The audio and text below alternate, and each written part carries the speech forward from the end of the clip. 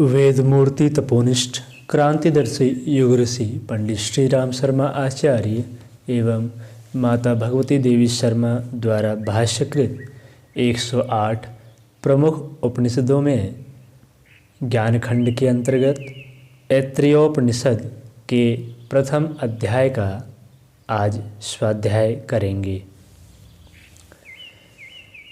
ऐत्रेयोपनिषद ऋग्वेदीय ऐत्रेय आरण्यक के दूसरे आरण्यक के चौथे, पाँचवें एवं छठवें अध्याय ब्रह्म विद्या प्रधान है।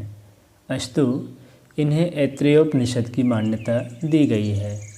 प्रथम अध्याय में 3 खंड हैं तथा शेष दूसरे तीसरे अध्यायों में एक एक खंड ही हैं। प्रथम अध्याय के तीसरे खंड में प्राणों द्वारा अन्न को ग्रहण करने के उपाख्यान के साथ स्वयं परमात्मा द्वारा मूर्धा मार्ग से प्रवेश करने का प्रकरण दिया गया है। व्यक्ति रूप में उत्पन्न पुरुष की जिज्ञासा और परमात्म तत्व के साक्षात्कार से उसके कृत्य होने का भी उल्लेख है। तृतीयः खंडः। पहले मंत्र में ऋषि कहते हैं, इसके अनंतर परमात्मा ने विचार किया कि समस्त लोकों और लोकपालों की सृष्टि तो संपन्न हो चुकी, अब इसके लिए अन्न की भी रचना करनी चाहिए।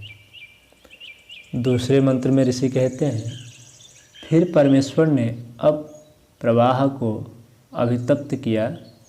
उस तपाए हुए अर्थात अमूर्त अप से जो मूर्त स्वरूप बना, वह मूर्त रूप ही वस्तुतः अन्न है। युग ऋषि व्याख्या करते हुए लिखते हैं, ध्यान देने योग्य तथ्य यह है कि इस नई सृष्टि में भी अब प्रवाह को ही तप्त अथवा परिपक्व किया गया। तीसरे मंत्र में उपनिषद के ऋषि कहते हैं, उस सृष्ट अर्थात रचे हुए अन्न ने उन लोकपालों की ओर से परे अर्थात परांगमुख होकर भागने की चेष्टा की। तब उस पुरुष ने उसे अर्थात अन्न को वाणी के द्वारा ग्रहण करना चाहा, किंतु वह उसे वाणी द्वारा ग्रहण करने में असमर्थ रहा। यदि वह पूर्ण पुरुष अन्न को वाणी से ग्रहण कर लेता तो अब अर्थात इस समय या इस युग में भी मनुष्य वाणी से अन्न को बोलकर ही तृप्ति प्राप्त कर लिया करते। चौथे मंत्र में ऋषि कहते हैं, इसके पश्चात उसने अन्न को प्राण द्वारा पकड़ने की चेष्टा की, पर वह इसमें भी सफल न हो सका। यदि वह इसे प्राण से ग्रहण कर लेता तो इस युग में भी पुरुष प्राण प्रक्रिया से ही सूंघकर अन्न ग्रहण करके परितृप्त हो जाया करते। पाँचवें मंत्र में ऋषि कहते हैं, फिर उस पुरुष ने नेत्रों द्वारा अन्न ग्रहण करके अर्थात देखकर ही अन्न की शक्ति ग्रहण करने की चेष्टा की, किंतु ऐसा भी संभव न हो सका।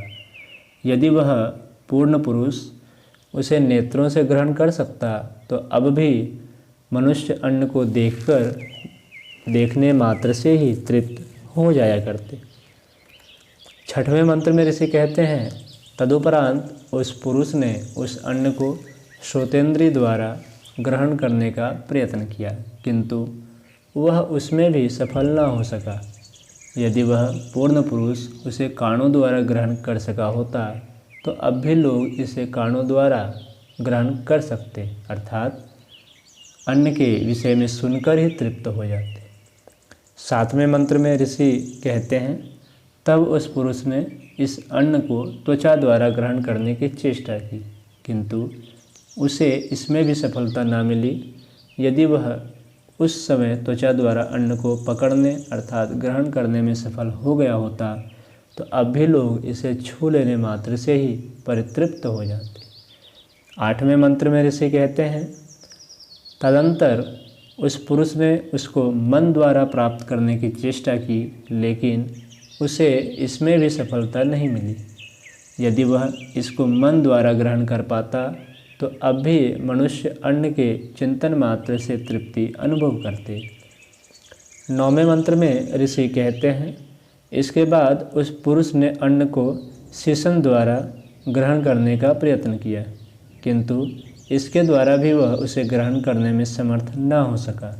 यदि वह उस समय उसे शिशन द्वारा ग्रहण कर पाया होता तो आज भी मनुष्य अन्न का विसर्जन करके ही तृप्त हो जाया करते। 10वें मंत्र में ऋषि कहते हैं, उसके बाद उस पुरुष ने अपान वायु के द्वारा मुँह से होकर उसे अन्न को ग्रहण करने की चेष्टा की। अपान वायु के द्वारा उसने अन्न को ग्रहण कर लिया। अपान वायु ही अन्न को ग्रहण करने में समर्थ है। जो अन्न के द्वारा जीवन की रक्षा करने में समर्थ है वह यही वायु है। इसकी व्याख्या करते हुए युग ऋषि लिखते हैं, शंकराचार्य जी ने अपान का अर्थ मुख छिद्र किया है। वाचस्पत्यम में अपान को प्राण का धारक कहा गया है। आयुर्वेद में पाचन, मल विसर्जन आदि कर्म अपान द्वारा ही संपन्न होना माना गया है। अतः वही अन्न का धारक है। अन्न के माध्यम से आयुष्य बढ़ाने वाला यही वायु अन्नायु कहा जाता है। 11वें मंत्र में उपनिषद के ऋषि कहते हैं, उस परमात्मा ने विचार किया कि यदि इस पुरुष ने वाणी से बोलने का प्रयोजन पूरा कर लिया, यदि प्राण वायु से सूंघ लिया, यदि नेत्रों से देख लिया, यदि कानों से सुन लिया, यदि त्वचा से स्पर्श कर लिया, यदि मन से सोच लिया, यदि अपान से आहार ग्रहण कर लिया और उपस्थ से विसर्जन कृत्य पूर्ण कर लिया, तो मैं उसके लिए कौन रहा, अर्थात मेरे बिना ये कैसे रह पाएगा, मैं किधर से प्रविष्ट होऊँ।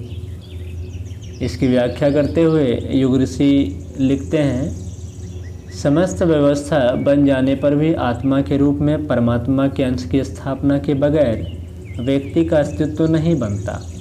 कोहम अर्थात फिर मैं कौन हूँ का उत्तर सोहम इति, मैं वही आत्म तत्व हूँ।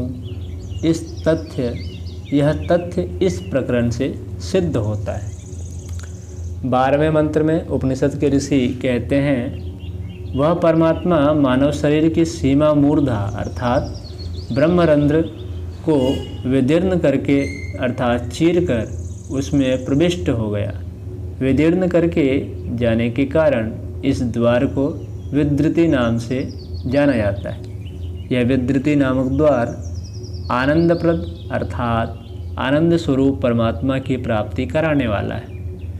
उस परमेश्वर के 3 आश्रय स्थल और 3 स्वप्न हैं। उसका यही आवास स्थल है, यही आवास स्थल है, यही आवास स्थल है। इस मंत्र की व्याख्या करते हुए युग ऋषि लिखते हैं, यही वह स्थल है। यह बात 3 बार कही गई है। बात पर बल देने के लिए त्रिवाचा कहने की परंपरा है, अर्थात यह देह निश्चित रूप से उस परमात्मा का आवास है। अन्य भाव यह है कि शरीर में 3 स्वचालित तंत्र, 3 ग्रंथियों में आत्मा का सीधा नियंत्रण कहा जा सकता है। वे हैं मस्तिष्क में सहस्रार, जिसे रेटिकुलर एक्टिवेटिंग सिस्टम कहा जाता है। दूसरा हृदय, जिसे पेसमेकर, तथा नाभि ग्रंथि, जिसे पाचन प्रजनन चक्र कहा जाता है। अर्थात शरीर, ब्रह्मांड और परम व्योम, इन 3 स्थानों को उसके स्थान तथा स्थूल, सूक्ष्म एवं कारण स्वरूपों को अथवा सृजन, पालन, परिवर्तन को उसके 3 स्वप्न कहा जा सकता है।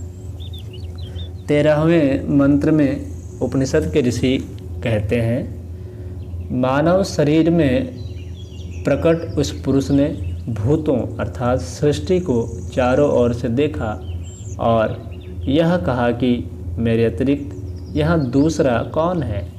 मैंने इसे भली भांति देखकर यह बोध प्राप्त कर लिया है कि यह परम पुरुष परब्रह्म ही है। 14वें मंत्र में ऋषि कहते हैं, मानुष देह में उत्पन्न हुए उस पुरुष ने परब्रह्म परमेश्वर का पूर्व वर्णित रीति से साक्षात्कार कर लिया, इसलिए उसका मैंने दर्शन कर लिया। इस व्युत्पत्ति के आधार पर ही उसका नाम इंद्र है, परंतु लोग उसे इंद्र कहकर ही संबोधित करते हैं, क्योंकि देवगण परोक्ष प्रिय होते हैं। देवगण परोक्ष प्रिय होते हैं। इस वीडियो में इतना ही। ऐतरेयोपनिषद के दूसरे अध्याय का प्रारंभ अगले वीडियो में करेंगे।